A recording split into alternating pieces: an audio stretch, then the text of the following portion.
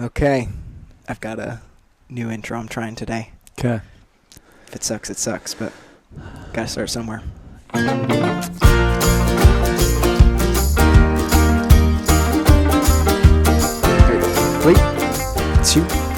1. Hello and welcome to episode 12 of the Restoring Human podcast, where we believe humans were designed to flourish. Unfortunately, many modern conveniences prevent us from thriving, but through intentional lifestyle decisions, we can return to an optimal state of health. I am your host, Jarek Bakken. I'm Dr. Alex Arguello. Stumble on one of the words, but That's awesome. Yeah, we'll give it a shot. I like it. Cool. We are brought to you once again by Great River Family Chiropractic. Great River Family Chiropractic is offering a free chiropractic consultation to anybody who listens to this show. All you got to do is go to greatriverfamilychiropractic.com/restoringhuman and put in just a little contact information, and we can get back to you. And fun, we had our first sign up. Yeah. It was a little bit of a forced hand, but her sign up went through the site. I may have pulled the site up on her phone for her, but first lead generated from that webpage. Hey, whatever you got to do. However it starts. Cool. Actually, mental note here. You should definitely let me know when that happens, and I'll come film it, and we can show off what that chiropractic consultation is going to look like. Okay. So anyway, today we are talking. Well, so I guess if you listened to last week, you know what we're talking about today. Fat. Not all fat. Rancid fat. Vegetable oils. That's kind of the theme here. Yeah, and didn't really know what direction I was going to take with that, and I have a lot to say. So hopefully we'll get to most of it. But thankfully, the USA Today gave me a direction to go in. Do you have that pulled up? I don't have the actual article pulled up, but basically it wasn't even really that good of an article. No, it was so, yeah. It took like 2 minutes to read. It didn't say much. No, not at all. But kind of the point of it. It was a headline reader. Yeah.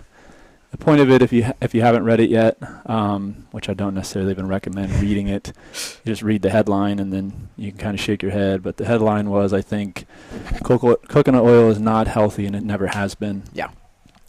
So you would think if they're writing an article like that they would give some pretty, maybe even an extensive list of reasons why that's the case. Right, why they would make such a bold claim. Yeah, and they didn't do much of that at all.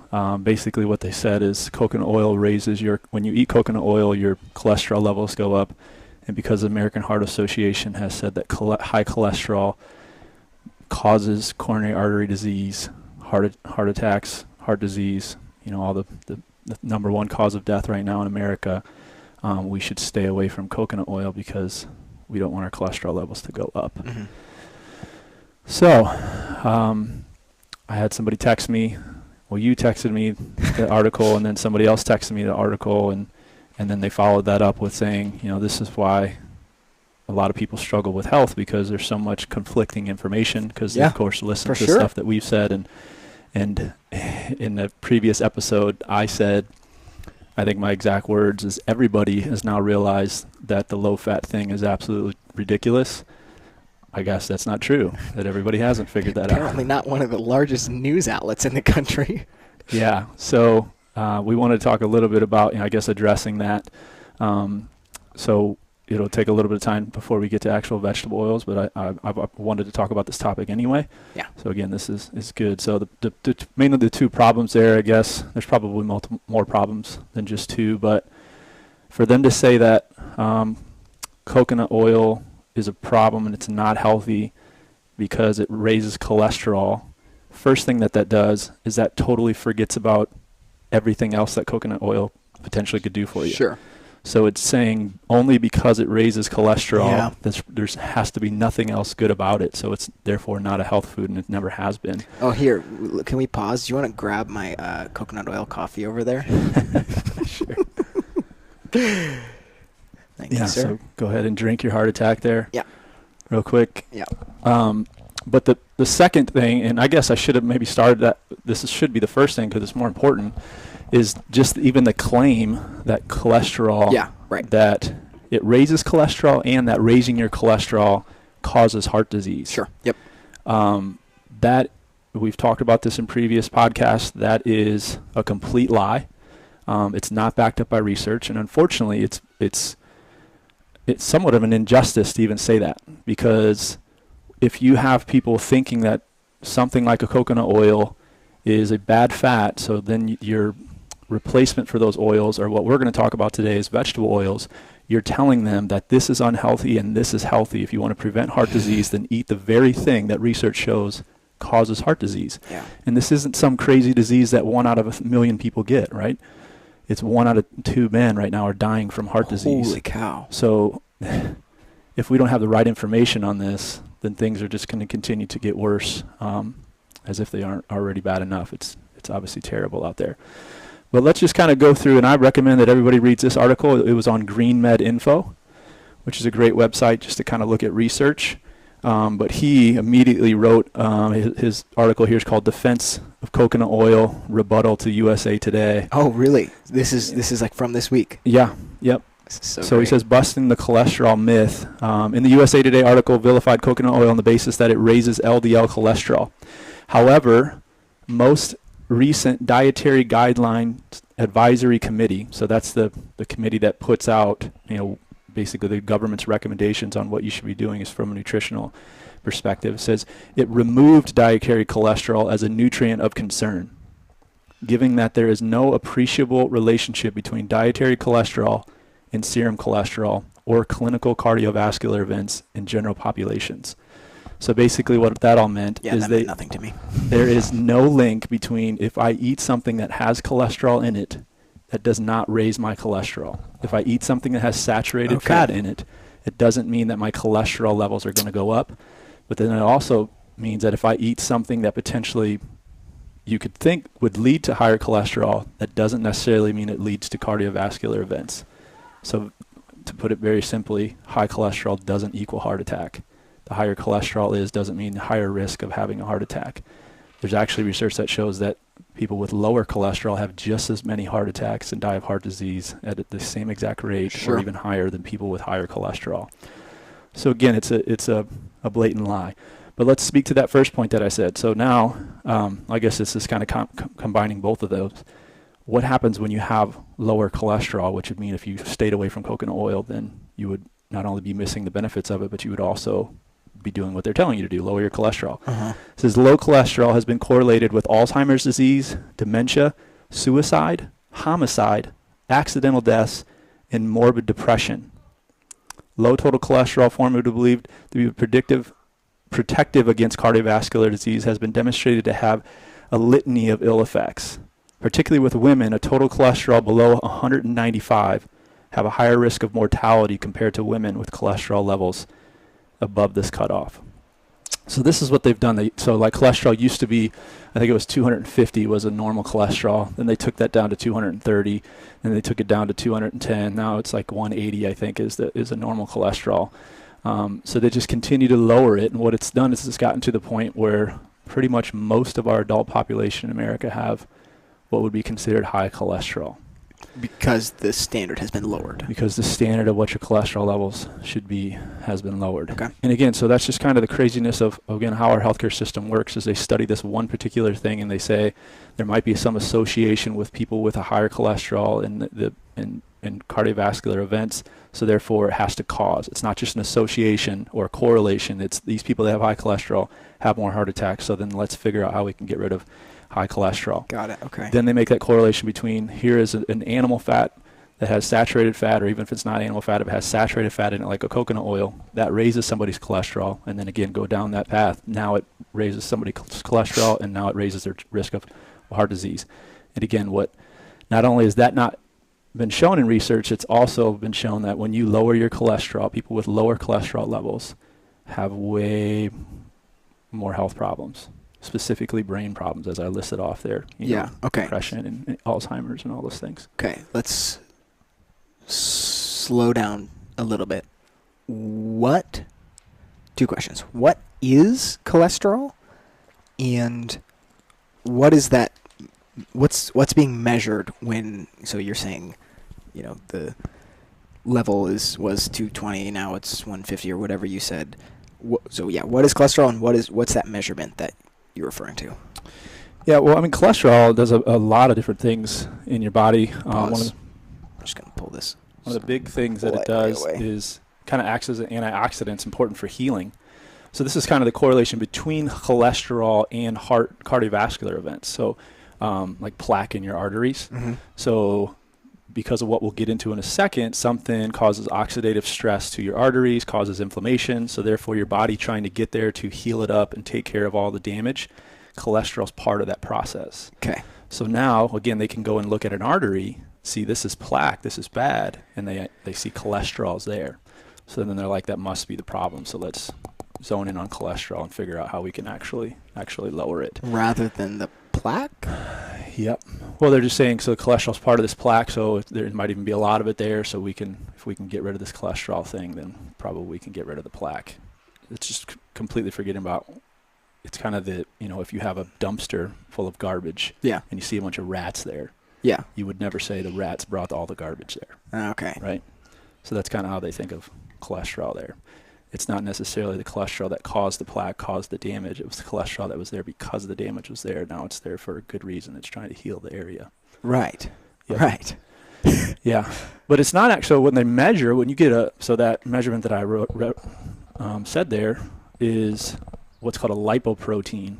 So it's actually cholesterol's inside these proteins that are going throughout your bloodstream. So if you've heard of LDL and HDL, yeah, VLDL. Yeah, good cholesterol, bad cholesterol. What the heck is that? Yeah, well, that's a whole other topic. There's not necessarily good or bad. It's appropriate and appropriate. We need them both. We need cholesterol in our body. But there are, of course, if you have higher of the LDL, what they call bad cholesterol, there's potential for more harmful things to happen than if you had higher HDL. So that's where they get the good and the bad stuff. Okay. But it's just a protein, so cholesterol needs to be surrounded in this protein, connected to this protein to go throughout your bloodstream. So that's actually what they're measuring. So when you have high cholesterol, it's just kind of the number of those particles that they're actually measuring. The presence of that protein. Yep. Okay, yep. That makes sense. Yeah. So, and again, it just kind of, we get back to the philosophy. The body's intelligent. The body is designed to be healthy. The body's always doing the right thing at the right time. To see something that the body makes as evil and as causing heart attacks is just, if you just thought about it from a philosophical standpoint, it's absolute craziness. And then the research backs it up and shows that, no, that's not absolutely the case. So cholesterol's not the bad guy. So you don't have to worry about eating coconut oil because you're worried about your cholesterol being high. There's other things that you need to be worrying about when it comes to your diet other than your cholesterol going up, which we'll get into a little bit. We talked about last week with sugar. But the other thing, so is coconut oil actually have any health benefits? Well, one of the primary things that we'll talk about with vegetable oils is the damage that it causes to your brain. That's one of the big things that we're going to talk about today. Well, when we look at like an Alzheimer's, dementia, people actually losing cognitive function, memory loss, one of the kind of reactionary approaches to, and it could also be preventative if you learned about it prior to experiencing those symptoms, is taking high amounts of coconut oil. So I don't know if the lady was a nurse or she was a medical doctor, some way how kind of this was found out, as her husband was super struggling with Alzheimer's, and she kind of studied the science of coconut oil and its effect on the brain, producing ketones and different things like that, like we talked about before. And she's seen some drastic changes in his Alzheimer's symptoms. So it's one of the, again, go-to treatments for, I guess, alternative health practitioners, natural, holistic-minded health practitioners, is to use something like a coconut oil. Yeah. As a response to cognitive decline and memory decline. And I think that's even gotten more mainstream, Mm-hmm. not even just alternative. So, like, I think I talked about it at one point, but I have an uncle who had kind of an early onset Alzheimer's, and I know that was one of the things that they were doing was just like he would take a good old spoonful of coconut oil. Yeah. And like I'm pretty sure they weren't with any specialized doctors. It's pretty mainstream type of thing. Sure. Yeah, and I would say neurologist, just because there's so many nervous system diseases or neurological problems that are happening now, and traditional healthcare is really doing nothing for people. Yeah. So they have to go to looking at these other things. So even if he is kind of mainstream healthcare, that potentially could have been a recommendation from them. Yeah. Other thing that says coconut oil consumption has demonstrated to significantly reduce body mass index and waist circumference and produce significant increases in the good cholesterol, HDL cholesterol, in patients with coronary artery disease. So that's not even people that don't struggle with heart problems, people that have already been diagnosed with this coronary artery disease. Taking in coconut oil is a benefit for them, which is the complete opposite of what. No, it's so opposite, because I remember we were talking to one of our buddies, this was over a year ago now, about he's just trying to like gain weight and just can't get in the calories. He was like drinking, drinking, just conventional dairy, skim milk or something. Yeah, something like that. And I was like, dude, why don't you just like take a spoonful of coconut oil like with every meal or something like that? He's like, oh, I don't want to get heart disease or something. Yeah. He said, well, if I wanted to clog my arteries, and die of heart disease or something like that. Yeah, craziness. So the last one I'll mention with the coconut oil is you're back closer to your mouth now. The insulin resistant stuff we talked about last week was the primary problem with sugar consumption. As it says, in rodent models, dietary virgin coconut oil improves glycemic control in high fructose fed rats. Basically an efficient nutraceutical in preventing the development of diet-induced insulin resistance and the complications that come from that, and antioxidant and efficacy is taking in coconut oil, which is going to fight obesity, high lipidemia, which is high triglyceride levels, insulin resistance, hypertension, pathologically elevated LDL, diabetes, cardiovascular disease, Alzheimer's, all the things that insulin resistance leads to. Coconut oil has shown to kind of slow that process down. So it makes you more insulin sensitive as insulin resistant. So absolutely craziness that we have to deal with from trusted sources. Yeah. But when you actually look at the research. Well, trusted to most people. Yeah. So, again, and I guess just to speak to that, this Deep Nutrition book that I've referenced in so many of the podcasts that we've done, what she says is she kind of goes through that. She says, okay, so we have the whole Ansel Keys thing that I mentioned before, where this guy back in the 50s said he found the cause of heart disease. It was increased saturated fat. But when they looked back at his research, what they found is it started with kind of an observational study where he said, let's look at 6 countries and see how much saturated fat they're taking in and how much heart disease they have. And there was a direct correlation. The 6 countries that he looked at had high levels of animal fats, high levels of saturated fats, and their heart disease was higher than other countries. What they found out is he actually looked at 22 countries and there was no correlation, but he got rid of the other countries and just picked the 6 that actually showed the correlation. What was the motive for that? Well, there's plenty of motives for it, but basically what she says... Yeah, I'm saying who got paid. Yeah, exactly.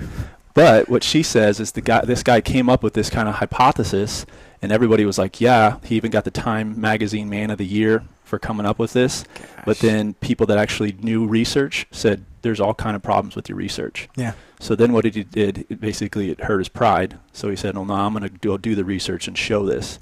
So then what he did is he did all these studies that specifically showed. So now he has an observational study. He said, let's get more specific. Let's give in rat studies, let's give, in animal studies, let's give these animals saturated fat, and let's see what happens to their arteries. Let's see what happens to their cholesterol levels. Let's see if it causes bad things in their body. And it showed it. What he studied was exactly what he showed in the observational study. But again, when people looked at his research, he used margarine and told people he used butter. He used something that was totally artificial and man-made and said it was saturated fat that was the problem, when it was actually all the other stuff that's a problem with margarine. What? So this guy just, again, got away with all this stuff. So she's like, let's not look at somebody like that, or even just look at somebody who's kind of on the other end that's just saying, just claiming, because what he's doing in that article, he's saying this is just what you have to be careful on Facebook, you have to be careful on YouTube, you have to be careful even watching podcasts like we're having and just believing people what they're saying. Let's actually look at what the research shows. So somebody who's saying that that coconut oil is bad, you don't want to listen to them, just like you don't want to listen to somebody that's just claiming coconut oil is completely good without giving anything to back it up. What she's saying is, let's look at lipid scientists, people that dedicated their life, their careers, looking at what a lipid does to your body. And all of these lipid scientists, the best ones in the world, are showing the same thing that we talked about, that it's not the saturated fat that's the problem.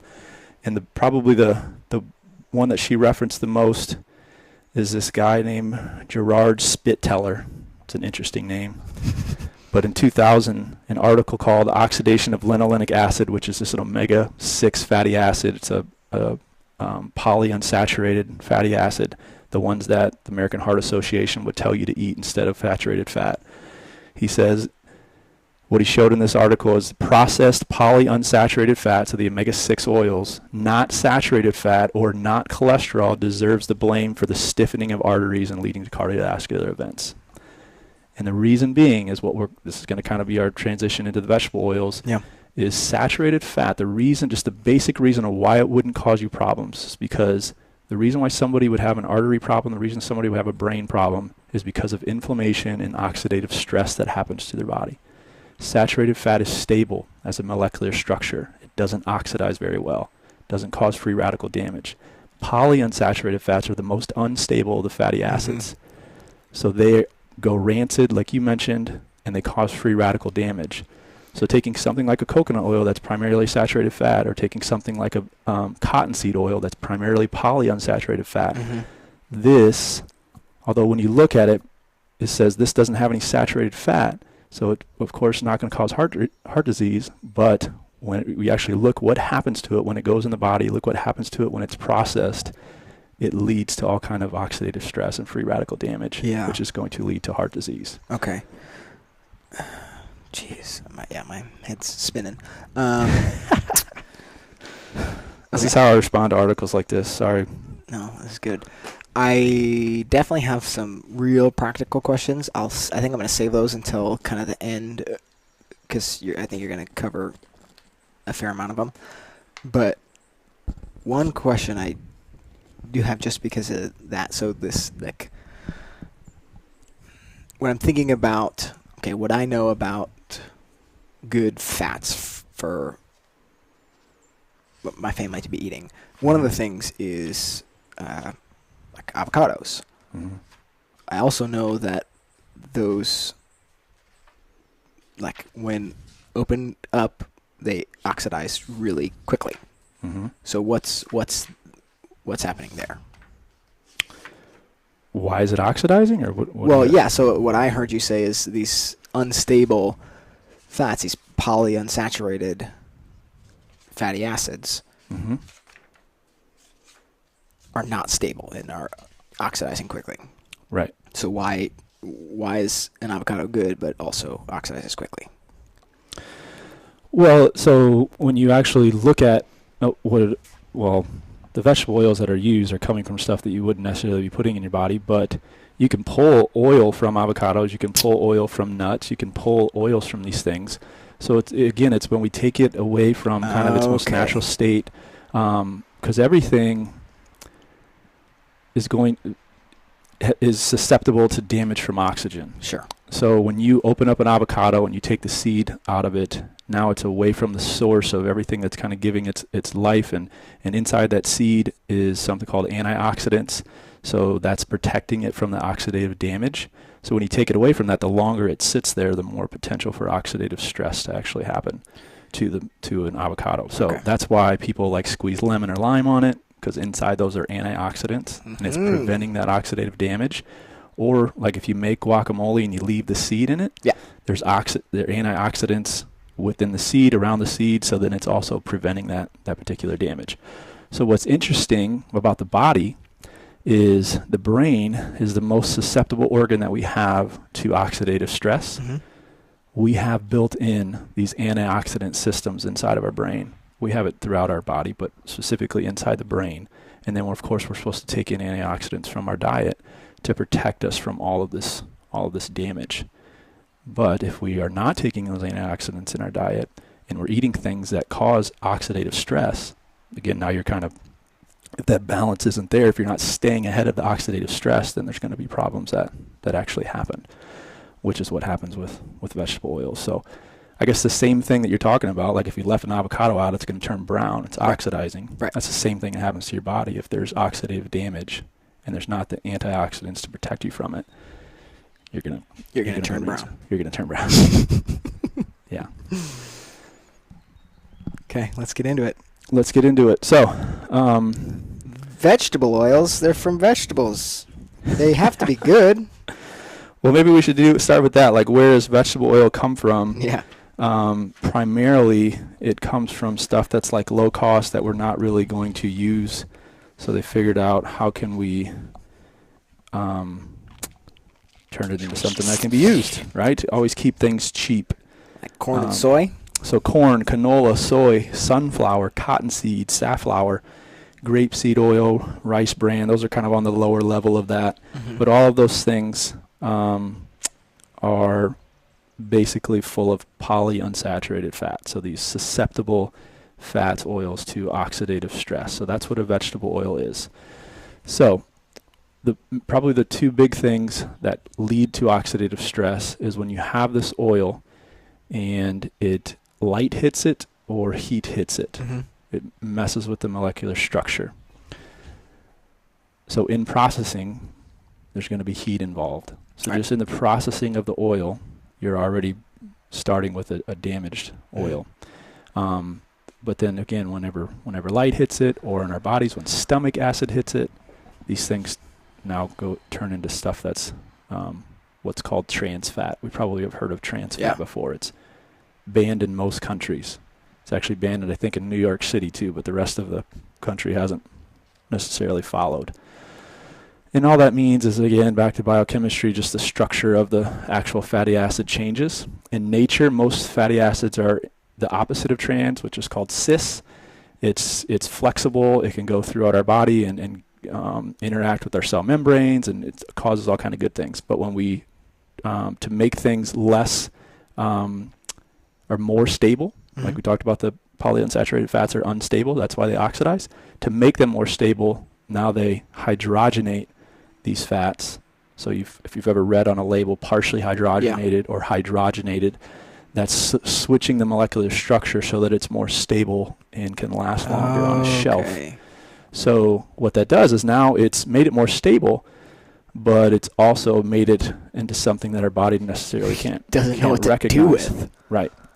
So it's going to cause us all kind of problems. Again, I don't necessarily want to get into the whole why it leads to oxidative stress, but just it leads to oxidative stress. So now you're taking that inside your body, and it's going throughout your bloodstream, and it's hitting up against your artery, the lining of your arteries, or hitting up against the lining of your gut, and it just causes you inflammation. It causes oxidative stress and leads to all kind of bad problems. Yeah. So first problem that it would lead to, again, just to kind of go through like we did with sugar, is it would lead to inflammation in your gut. So it attacks your gut by damaging the gut lining, causes inflammation in your gut, but then it also can disrupt the microbiome of your gut. So the good bacteria, good yeast, all the microbes in your gut, it messes with that and turns them into bad microbes, basically, mm-hmm. or kills the good ones and allows the bad ones to thrive. Yeah. Man, and we'll probably spend a whole show on just the microbiome, your gut bacteria, but they're just starting to show so much of how big of a deal that actually is for your health. Yeah. There's been a couple research articles that I'll talk about. So, and this is all done in mice or rats, but they take obese mice and skinny mice. They take the microbiome, they take the gut bacteria out of the obese mice, and they put them into another group of mice that are not obese or skinny, and those mice become obese.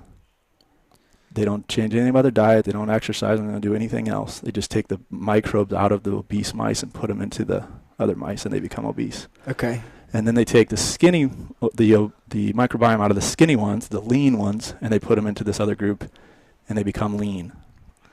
So it obviously has a huge effect what type of bacteria are actually in your gut. Right. And they show with the vegetable oils, it changes your gut microbiome to where basically all the health issues that are related when they look at these people and they see what type of gut bacteria they have. That's the type of gut bacteria that people that are eating high levels of vegetable oils actually have. Another thing that they've done with mice is they've taken obese mice, they've taken their gut bacteria out, and they put them in other mice, and even if it doesn't change their body composition, it gives them symptoms of anxiety and depression. Sure. Okay. Yeah. Which is also related to people that are obese, have anxiety and depression in higher levels. Yeah. And again, if they take those bacteria out, now those symptoms tend to go away. Okay, so one of the things I'm thinking of instantly is like the first few weeks of this, we hammered home the fact that health doesn't happen to you. Mm-hmm. And so I think one of the things that people will probably hear you just say is, oh, like, I've got a bad gut. Like, I just need a better gut and all my problems will be fixed. Your gut didn't start bad. Yeah.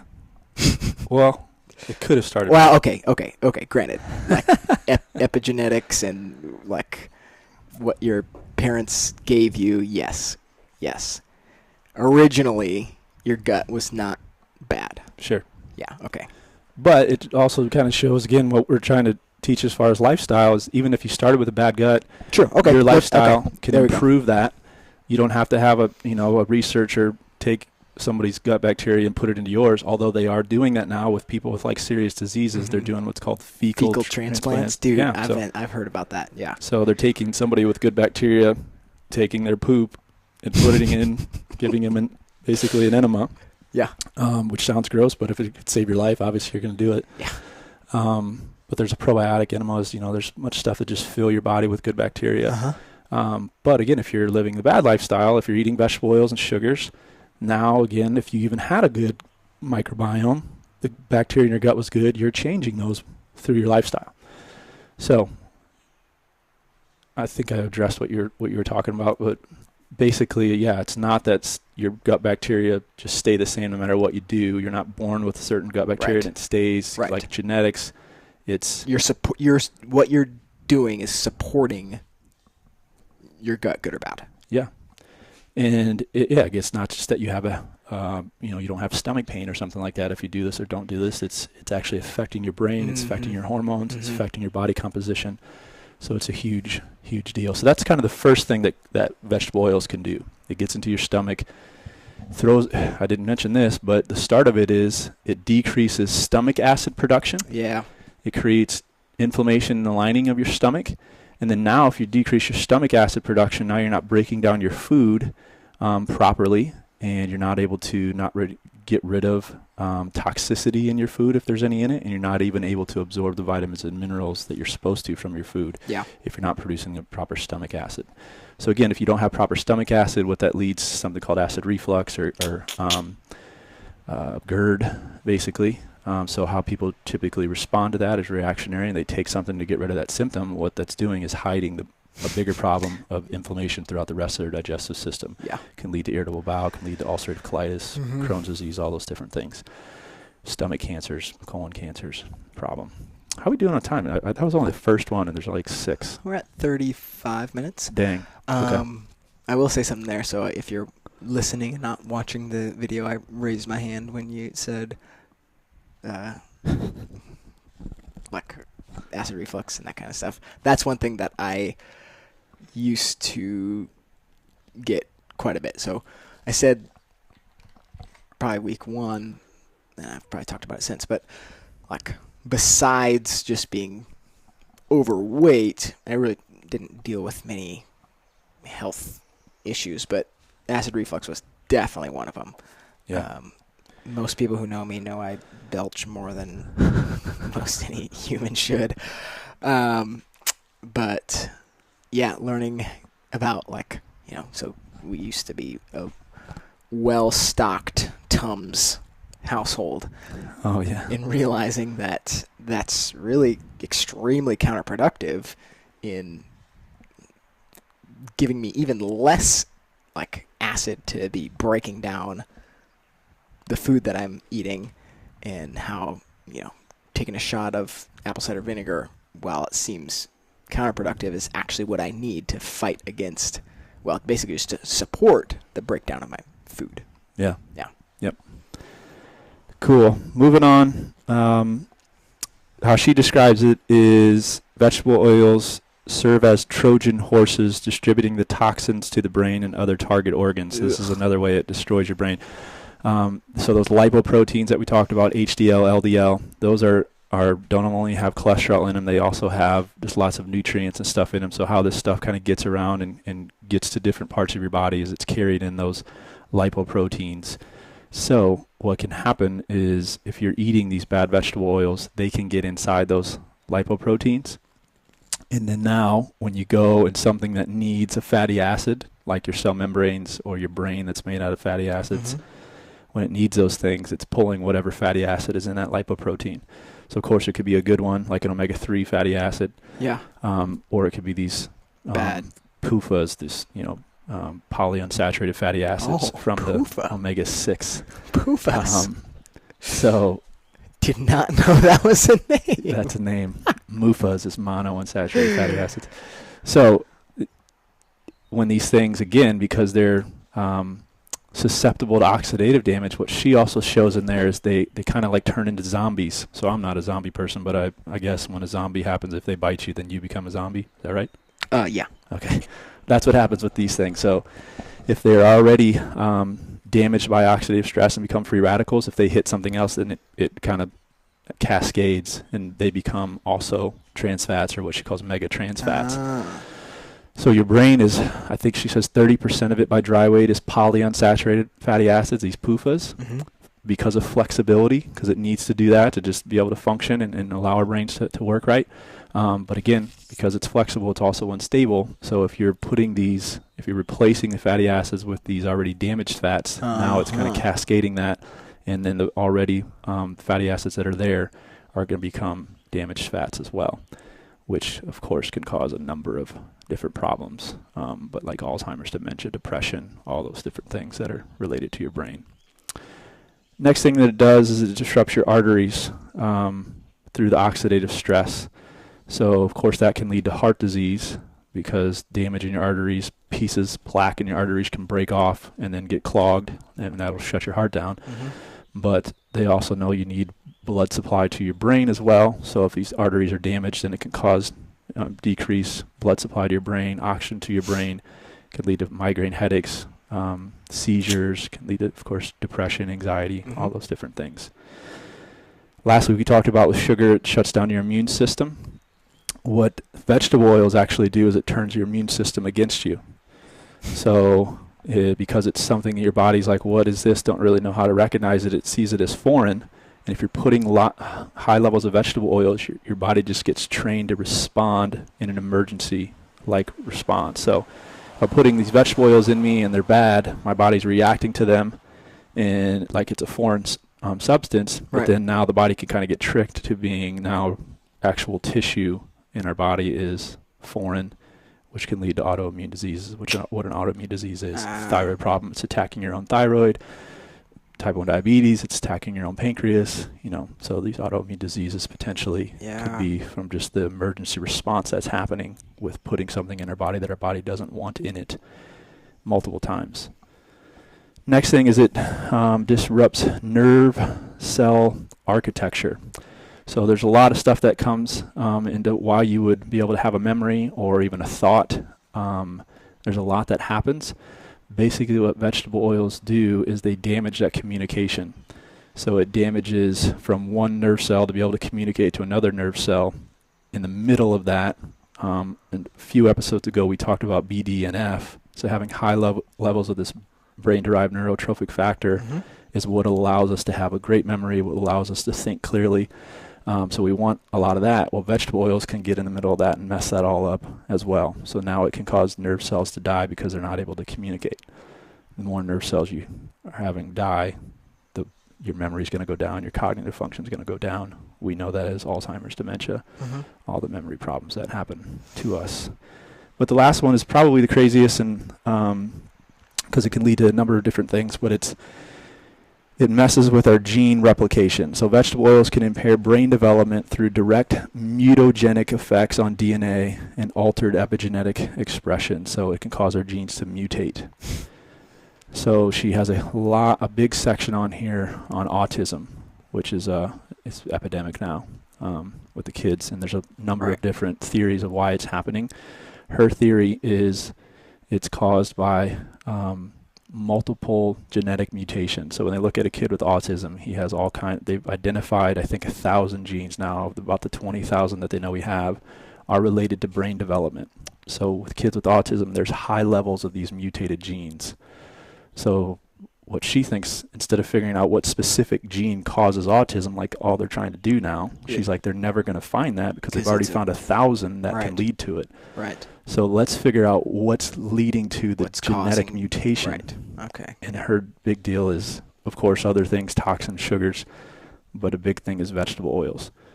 It can lead to messing with your genes and altering them. So how it leads to the epigenetic thing we talked about. You have two parents and kind of their lifestyles. What they're passing on to you is not just genes, but also these genetic tags, basically whether those genes are going to be turned off or on. Right. Well, they've also done research on men that are older, have a higher level of their children having autism. And why she says that's the case, because a man that is older has more time, more damage caused to his genes. Because of the way that they've been living. Right. Not because of their age. Right. It's not just because he's that old that it's doing. It's because now that he's, instead of 30, he's 40, he's had now 10 years of damage to his genes, mutations, and turning bad genes on. Now that gets passed on to the child, and now this child now has more of these genetic mutations than even his brother, who was born 5 years earlier. So it's a big deal. I have a theory that you can potentially validate because you just said that. So there's certain diseases that they say, it has earlier onset with, like, as it goes down the line generationally.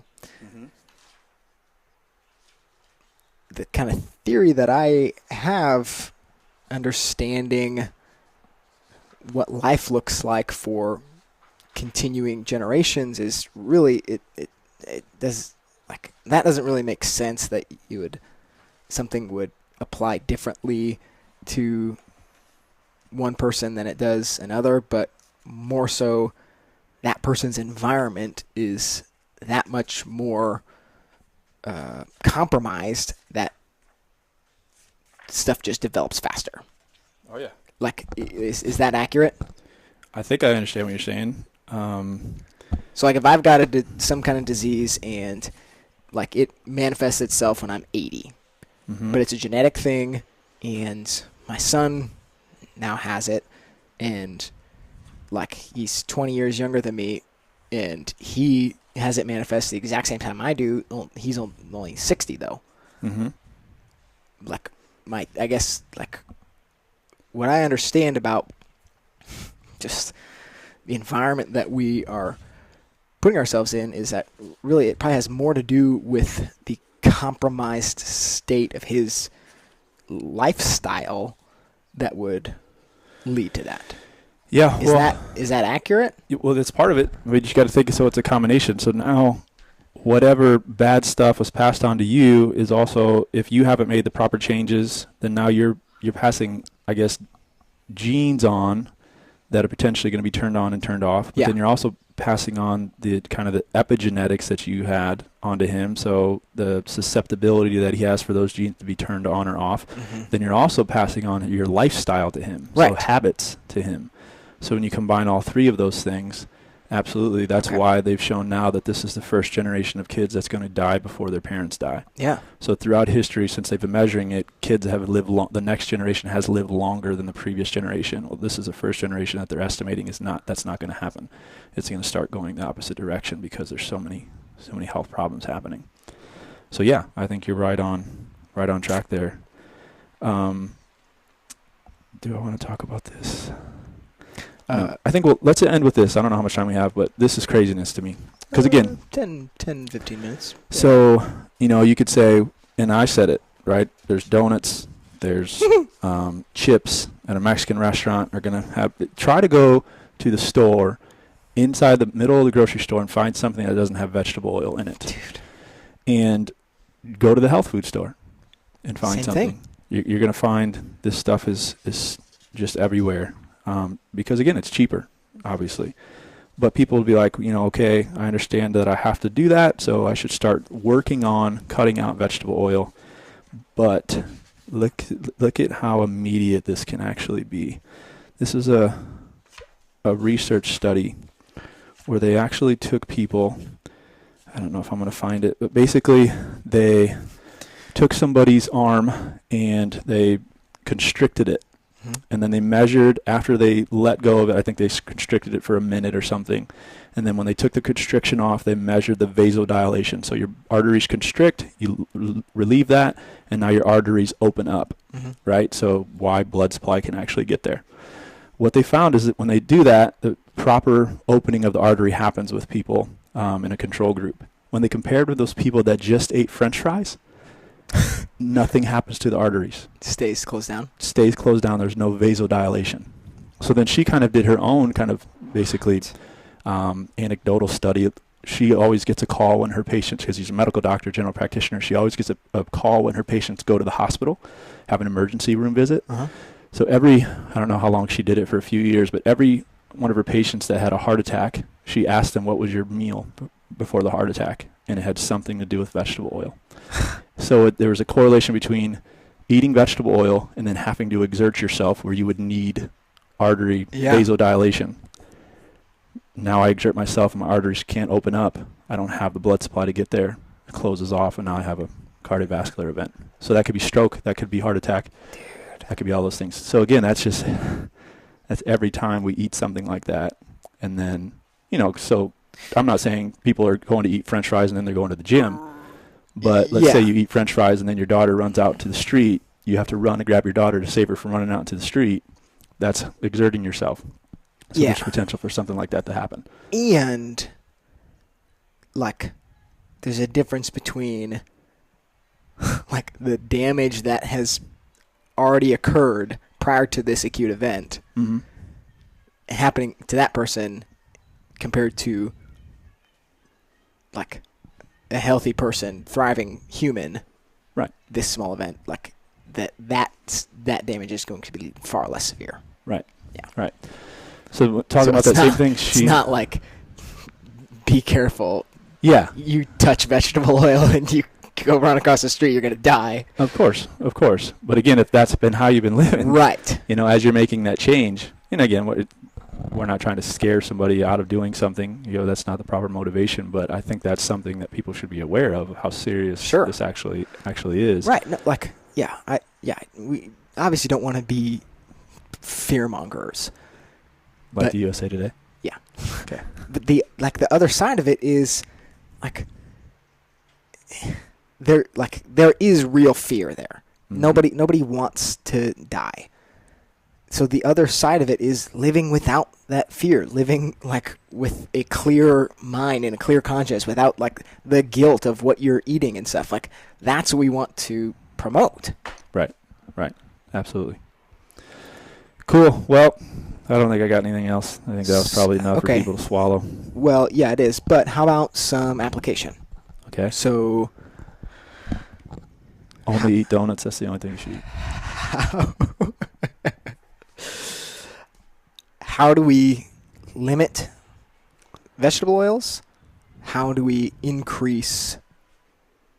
Well, maybe that's part of it. Increasing something like a coconut oil. Yeah. The best way to limit vegetable oils is, number one, I would minimize the amount of times that you're eating out. Yeah, So that's the it's first pretty thing I much was gonna say. impossible to avoid eating vegetable oils if you're eating out a lot. Mhm. Unless you're going to a raw restaurant. Yeah, unless you're going to something that's paying attention to that. But you can, like, even if you're going to a restaurant that's going to cook in a vegetable oil, I mean, you just can ask the waiter, hey, can you cook my food in butter instead of whatever you're cooking in, soy oil, something like that. Have you done that? I haven't done that, but that's something you could ask. That could work. You could even ask for extra butter, put it on. I should try Some that. people do. So yeah, minimizing that as much as possible, but then also, again, just turning around food labels. What does this actually have in it? So if you're a big chip eater, then moving to something that's cooked in a coconut oil and an avocado oil, something like that, that's not going to be as bad as cooked in a corn oil or cottonseed oil or canola oil, all of those different things. When you are actually cooking, never cooking in a vegetable oil, never Right. cooking in a soy oil, but even so we talked about these polyunsaturated fatty acids. Kind of the next step above that is monounsaturated. So poly obviously is many, mono is one. So an olive oil is a mostly monounsaturated fat. So it's more stable than a polyunsaturated fat, but it's also less stable than a saturated fat. So when you're cooking it at high heats, it's going to do the same exact thing. Yeah. That's also why they typically, somebody who knows what they're doing, puts olive oil in a dark bottle. If you put it in a clear bottle, light can hit it and the same thing happens to it. Yep. So if you're going to cook with olive oil, cooking at very, very low heat, and so you're going to prevent oxidation. So if you are eating chips with olive oil, most likely that means they were fried in that olive oil. Super hot. And it's, become a bad oil. That's why we always recommend cooking in something that is a saturated fat. Preferably coconut oil is what we typically cook in, or a ghee, you can cook in that, butter, or an animal fat. I was just going to say, what about like a lard? Yeah, so a lard, bacon fat, Mm-hmm. tallow, beef fat, those things are going to be stable, but again, you just have to make sure they're coming from the right animal, Good because source. toxins have an affinity for fat, so you might be cooking with a lot of toxins there. So if it's a animal that was, vaccinated and given antibiotics and growth hormones and all Right. kinds of stuff. And one of the things we didn't talk about with these, so it's not that omega-6s are bad for you. Omega-6s are an essential fatty acid, Mhm. meaning we need those in our diet. So, but we also need the proper ratio of omega-6s to omega-3s. And when they've studied history, these people that we always talk about that ate the right diet, the foods they were eating was a 1-to-1, at the most 4-to-1 ratio of omega-6s to omega-3s. When they study our diet, it's anywhere from 10-to-1 for people that are healthy to 50-to-1 that people that don't care about their health. So they have high levels of omega-6s to omega-3s, and just the process that it takes to break those down leads to inflammation. So where they show omega-3s can be anti-inflammatory, Mhm. omega-6s are pro-inflammatory. So minimizing the amount of omega-6s through the proper animal products. So like if you're cooking in something that not only has had all those toxins in it, it's also eating something like a corn or a grain, Sure. not grass, Sure. then its omega-6 to omega-3 fatty acid ratio is going to be thrown off, and again, therefore, it's going to cause inflammation instead of being anti-inflammatory. So we hit on less eating out, cooking in the right oil, and what was the other one you said? Looking at packages to look Mhm. for to see. So salad dressings is the main one. Make your own salad dressing, of course. If you're doing chips, minimizing the amount of chips you're eating, or finding chips that are potentially cooked in a good oil. Yep. Can you think of anything else? Not necessarily. So like the olive oil thing, so with like the salad dressings, like that's a great place for olive oil, rather than Oh yeah, how to get olive oil in your diet? Yeah, Yep. because olive oil is great, Sure. but coconut oil is the main thing we cook with, but we always have olive oil around for other purposes, and like those salad dressings are a good one. So way applicable. Olive oil, some apple cider vinegar, throw some spices in there. That's a Yeah. phenomenal salad dressing. It's actually a good point to reference another study they did, because the whole thing about fat is people think fat makes you fat. Well, it doesn't. It's your inability to burn fat that makes you fat. Yeah. But olive oil, they did a study where they took a group of people and they just did their typical, they were already eating a Mediterranean diet, which is high in olive oil, and then they added a liter of olive oil a week to their diet. A liter? And then a group of people that didn't do that and were staying away from these good fats. Yeah. And these people maintained their body composition and these people gained weight. So, again, fat doesn't make you fat if you're eating the right stuff. But bad fats not only make you fat, but it'll also kill you eventually. Yeah. A liter of olive oil. Over a week. That's true, I guess. Yeah. Okay, yeah. Man, that's not crazy. Yeah, I'm trying to think of other ways that people get vegetable It's oils expensive, though. in the diet. Mainly, again, eating out and packaged foods Mhm. and stuff is full of it. And like I said about the sugar, how do you minimize sugar? Well, typically what is high in sugars also has vegetable oils in it. So it's not like you have to take 10 foods off of your list because they have vegetable oil in it, and another 10 foods off your list because they have sugar in it. It's most likely going to be those same things that Sure. have both of them in there. So yeah, I guess that's the practical information for today. Sweet. Other than that, spoon in coconut oil. Or just put it in your coffee. That'll be Or just put it in your coffee. easier. All right. We'll try to schedule with Lynn for next week. Lynn for next week, or what our hope is to try to start interviewing other people other than us so they can tell you similar things. So we're going to try to interview farmers that are raising animals the right way, raising vegetables the right way. We're going to maybe try to get some of the good restaurants around here, interview owners, some of the health food stores, interview those people if we can. Look forward to that. Cool. Thank you for listening or watching. See ya.